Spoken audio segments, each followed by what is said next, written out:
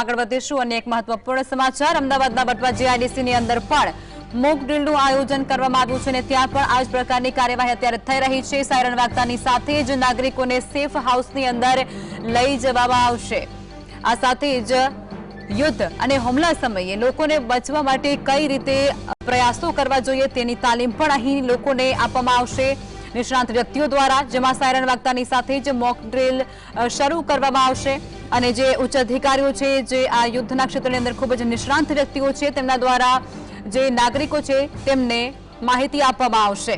Siren વાગતાની સાથે જ નાગરિકોને સેફ હાઉસની અંદર લઈ જવામાં આવશે। આ મોક ડ્રીલનો એક પ્રકારનો ભાગ જ છે।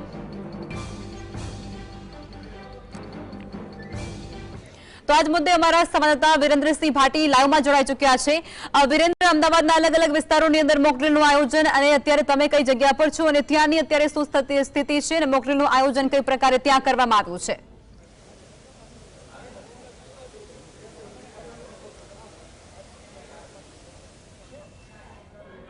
જી વિરેન્દ્ર,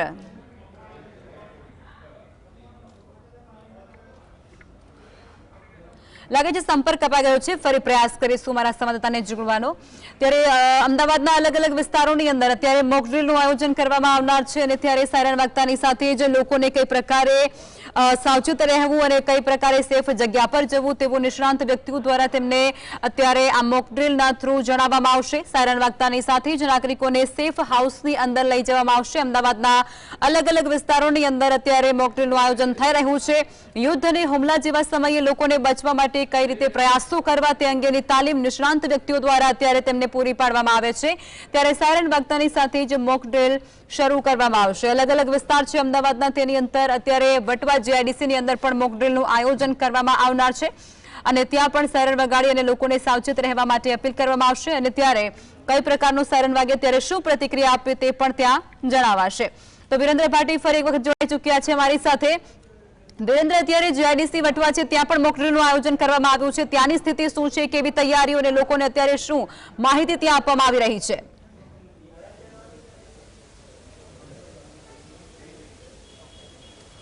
બિલકુલથી લખમાં કહી શકાય કે જે પહેલગામની અંદર આતંકી હુમલો કરવામાં આવ્યો ને તેની અંદર નિર્દોષ લોકોની ઘાતકી હત્યા કરી દેવામાં આવી હતી।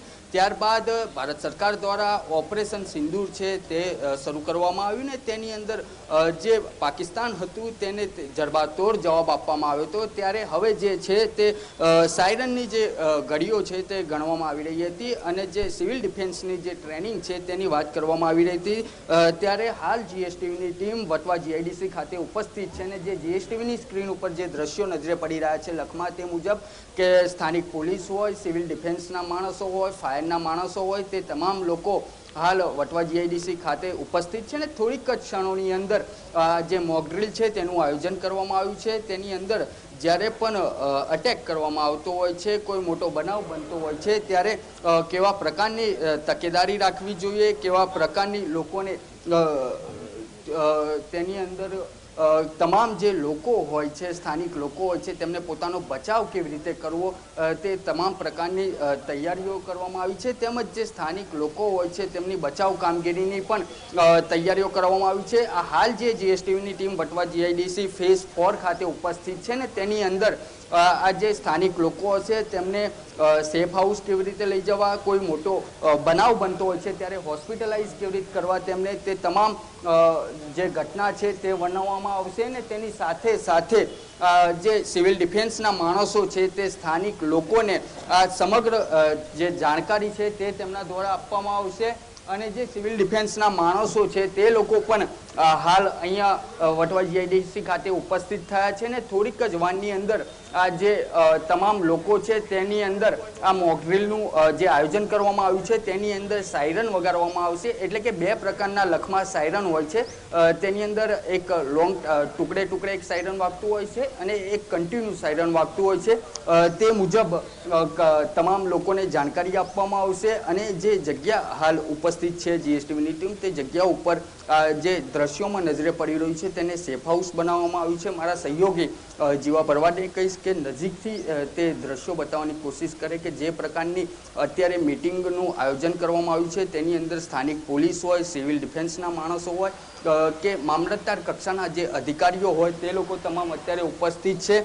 ફાયર બ્રિગેડના જે જવાનો છે તે પણ અહીંયા ઉપસ્થિત છે. જે સ્થાનિક લોકો છે તેમને તકેદારીના ભાગરૂપે બોલાવવામાં આવ્યા છે. તે તમામ લોકોને અહીંથી જાણકારી આપવામાં આવશે અને જે ફાયર બ્રિગેડની જે ગાડીઓ છે તે પણ અહીં બોલાવવામાં આવી છે. કારણ કે જ્યારે પણ યુદ્ધ થતું હોય છે ને તે યુદ્ધની સ્થિતિની અંદર કેવા પ્રકારની તકેદારી રાખવી જોઈએ તે તકેદારીનું તમામ લોકોને અવગત કરાવવામાં આવશે. તેની સાથે સાથે જો વાત કરવામાં આવે તો આ જે મોકડ્રીલનું આયોજન કરવામાં આવ્યું છે તે મોકડ્રીલ સમગ્ર દેશની અંદર અલગ અલગ રાજ્યો હોય કે અલગ અલગ જિલ્લાઓ હોય તે તમામ લોકોને તે જે સ્થાનિક લોકો હોય તેમને અવગત કરાવવામાં આવશે. હાલ જે જીએસટીવીની સ્ક્રીન ઉપર લખમાં દ્રશ્યો નજરે પડી રહ્યા છે તે તમામ લોકો સિવિલ ડિફેન્સના જે કર્મચારીઓ છે તે લોકો જોડાયા છે. તેની સાથે પોલીસ સ્થાનિક જોડાઈ છે. અહીંના જે સ્થાનિક લોકો છે તેમને પણ બોલાવવામાં આવ્યા છે અને તે તમામ લોકોને અવગત કરાવવાની તેમના દ્વારા કોશિશ કરવામાં આવશે. તેની સાથે સાથે જે મોકડ્રીલનું આયોજન કરવામાં આવ્યું છે તે મોકડ્રીલ થોડાક જ સમયની અંદર કરવામાં આવશે. તેની સાથે સિવિલ ડિફેન્સના જે અધિકારી છે તેમની સાથે વાત કર આ જે પ્રકારનું મોકડ્રીલનું આયોજન કરવામાં આવ્યું છે કેવા પ્રકારનું આયોજન હોય છે, કેવી રીતે લોકોને અવગત કરાવવામાં આવતા હોય છે?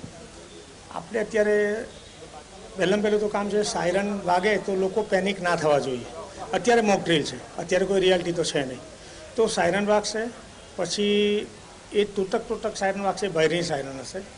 ભયની સાયરનથી લોકોએ કેવી રીતે ચેતવાનું છે, એનાથી શું એક્શન લેવાના છે એ બતાવશું અને પછી સબ સલામની સાયરન વાગશે તો પછી પોતાની પોઝિશનમાં. તો પહેલાં ભયની સાયરનથી લોકોએ કેવી રીતે શું ચેતવાનું છે, કયા પોઝિશન લેવાના છે અને ક્યાં લેવાના છે, ગમે ત્યાં નથી લેવાના. તમે એ સમયે ગમે ત્યાં બિલ્ડિંગની બાજુમાં જઈને સૂઈ ગયા અને એ જ બિલ્ડિંગ પર ધારો કે બોમ્બ બ્લાસ્ટ થયો તો બિલ્ડિંગની દિવાલો તમારા પર પડી તો તમે કોઈ ફાયદો નહીં થાય. તો અમે એ પોઝિશન બતાવશું ક્યાં લેવાની છે, કેવી રીતે લેવાની છે. તમારી છાતી જમીનથી દૂર રહેવી જોઈએ જેથી કરીને બાજુમાં બ્લાસ્ટ થયો થોડીક દૂર તો એ જમીન ધ્રુજી તો તમને છાતીમાં નુકસાન થઈ શકે છે. કાન બંધ કરવા છે, મોઢું ઢાંકવાનું છે, અંદર તમારો રૂમાલ મૂકી દો. કશું તમારી પાસે ના ખિસ્સામાં માણસે રૂમાલ તો હોય જ તો એનો ડૂસો ભરીને મુદામ લીધો તો તમને એનાથી કોઈ પાર્ટિકલ અંદર જાય નહીં. આ જ સિચ્યુએશન કે બોમ્બ બ્લાસ્ટ થવાનો છે એની સાયરન તમને આવશે તો એ સાયરનથી તમારી પોતાની જાતને કેમ બચાવી થવાની નથી. આપણે એ ખાલી ડેમોન્સ્ટ્રેશન કરવાના છે. હા, એ બતાવશું, આગ લગાડીશું, એનાથી માણસને કેવી રીતે બચાવશું એ પણ બતાવશું. એક ડેમો બતાવશું, થવાનું કશું નથી પણ એ આપણે એક પિક્ચર ઊભું કરવાના છે.